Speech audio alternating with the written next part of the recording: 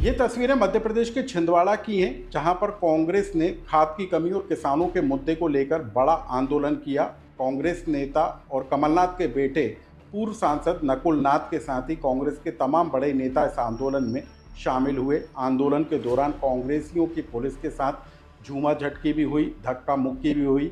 Collector ज्ञापन लेने नहीं पहुंचे तो कांग्रेसियों ने प्रतीकात्मक रूप से कुत्ते के गले में ज्ञापन बांधकर ज्ञापन दिया। लेकिन छिंदवाड़ा में लंबे समय के बाद नकुल नाथ के एक्टिव होने और कमलनाथ की गैर मौजूदगी में कांग्रेस के सबसे बड़े किसान आंदोलन के पीछे की वजह क्या है, आप इस इनसाइड स्टोरी के जरिए जान लीजिए। नमस्कार, मैं हूं अनुराग श्रीवास्तव और आप देख रहे हैं लोकमत हिंदी।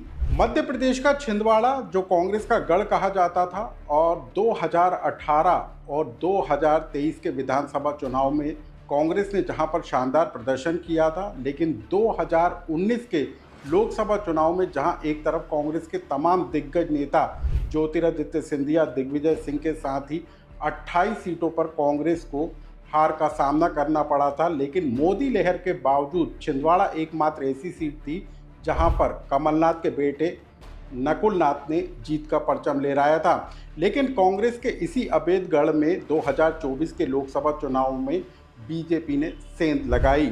अमित शाह के चक्रव्यूह और मध्य प्रदेश में बीजेपी के नेता कैलाश विजयवर्गीय की रणनीति पर बीजेपी ने कांग्रेस के मजबूत किले को हिलाकर रख दिया और यहां पर 2024 के लोकसभा चुनाव में कमलनाथ के बेटे नकुल नाथ को करारी हार का सामना करना पड़ा।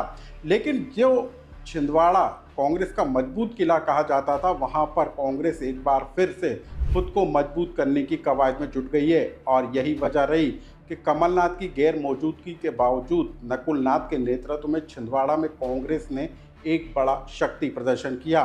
किसानों के मुद्दे के बहाने कांग्रेस पार्टी ने यहां पर 1 दर्जन से ज़्यादा विधायक, पूर्व मंत्री और प्रदेश कांग्रेस अध्यक्ष जीतू पटवारी, नेता प्रतिपक्ष उमंग सिंगार के साथ नकुल नाथ ने एक बड़ा आंदोलन किया, जिसमें हजारों की संख्या में किसान शामिल हुए और इसी के जरिए, किसानों के जरिए कांग्रेस पार्टी ने एक बार फिर छिंदवाड़ा में अपने किले को मजबूत बनाने की कवायद शुरू कर दी है। यानी कि कमलनाथ ने अब नकुल नाथ के सहारे छिंदवाड़ा में अपने किले को दोबारा मजबूत बनाने की प्लानिंग पर काम शुरू कर दिया और यही वजह रही कि किसानों और आदिवासियों से जुड़े मुद्दे को लेकर छिंदवाड़ा में कांग्रेस ने बड़ा किसान आंदोलन किया। छिंदवाड़ा के इतिहास के बारे में हम आपको बताएंगे, लेकिन सबसे पहले आप जान लीजिए कि कमलनाथ का जो मजबूत गढ़ था छिंदवाड़ा, वहां पर 2024 के चुनाव के दौरान कैसे बीजेपी ने सेंध लगाई। छिंदवाड़ा के अमरवाड़ा से विधायक रहे कमलेश शाह ने कांग्रेस छोड़ भाजपा की सदस्यता ली। 40 साल से कमलनाथ के साथ और छिंदवाड़ा से 2 बार के विधायक दीपक सक्सेना बीजेपी में चले गए। छिंदवाड़ा से कांग्रेस के महापौर विक्रम आहाके ने कमलनाथ का साथ छोड़ बीजेपी का झंडा पकड़ लिया। कांग्रेस के कई कार्यकर्ता, पंचायत सदस्य, पार्षद, पूर्व विधायक भी कांग्रेस को छोड़कर चले गए। अब हम आपको बता दें कि छिंदवाड़ा सीट पर 70 सालों से कांग्रेस का कब्जा था। 45 सालों तक यहां पर नाथ परिवार का सदस्य जो है निर्वाचित होता चला गया।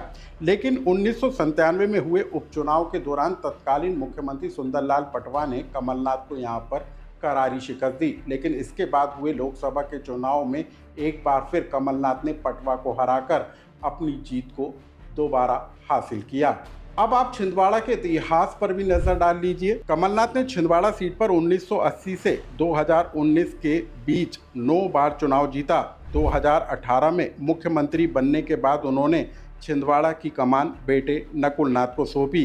2019 में नकुल नाथ ने छिंदवाड़ा में कांग्रेस की जीत को बरकरार रखा, लेकिन 2024 के लोकसभा चुनाव में नकुल नाथ बीजेपी के बंटी साहू से हार गए।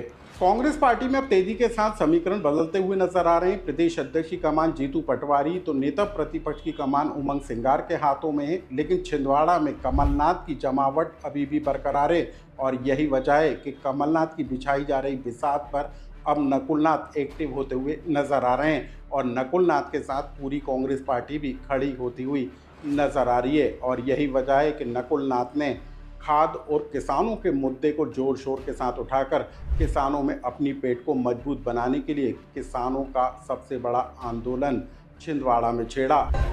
शिवराज जी, मोदी जी और यादव जी, मैं तीनों के लिए तीन बातें, ये बहुत महत्वपूर्ण बात है। मंच के कांग्रेस से लो और पूरे प्रदेश के कांग्रेस से लो, पूरे मध्य प्रदेश के किसान भाइयों, अगर मैं आज छिंदवाड़ा की इस धरती से ये बात बोल रहा हूं तो जो हमारे सुखदेव पांसे ने कहा कि छिंदवाड़ा की धरती ऐसी पवित्र धरती है जो कांग्रेस के लिए हमेशा लाभदायक होती है, शुभ काम लाती है, तो मैं आज जो बात कर रहा हूं ये आखिरी चुनाव तक चलेगी, याद रखना आप लोग।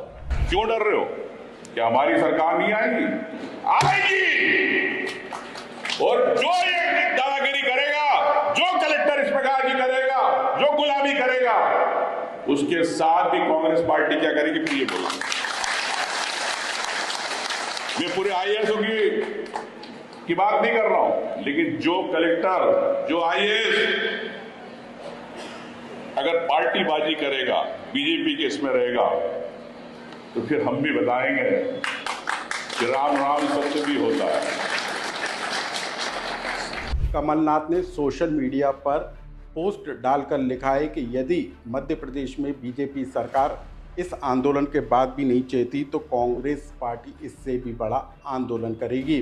लेकिन छिंदवाड़ा में हुए कांग्रेस के किसान आंदोलन में कैसे कांग्रेस के नेता सरकार पर हमलावर नजर आए, उसको भी आप जान लीजिए। वहीं इस आंदोलन में कमलनाथ सीधे तौर पर तो शामिल नहीं हुए, लेकिन उन्होंने इस आंदोलन को लेकर साथ बिछाने का काम जरूर किया। लेकिन इस आंदोलन के सफल हो जाने के बाद कमलनाथ ने सोशल मीडिया पर पोस्ट डालकर लिखा कि यदि किसानों की समस्याएं दूर नहीं होती तो कांग्रेस पार्टी इससे बड़ा आंदोलन करेगी। मतलब साफ है कि मध्य प्रदेश में कांग्रेस पार्टी और ख़ास तौर पर कमलनाथ एक बार फिर छिंदवाड़ा में अपनी पेट को मजबूत बनाने की कोशिश में लगे हुए नजर आ रहे हैं और इसके लिए कमलनाथ ने किसान और आदिवासियों से जुड़े मुद्दे को उठाने की कवायद तेज कर दी है। लेकिन अब देखना ये होगा कि कमलनाथ की बिछाई जा रही बिसात पर 2028 में होने वाला विधानसभा और 2029 में होने वाला लोकसभा चुनाव कांग्रेस के लिए कितना फ़ायदेमंद साबित होता है। इस खबर से जुड़ा कोई सुझाव या कमेंट्स हो तो हमें कमेंट्स बॉक्स में लिखकर ज़रूर बताएं।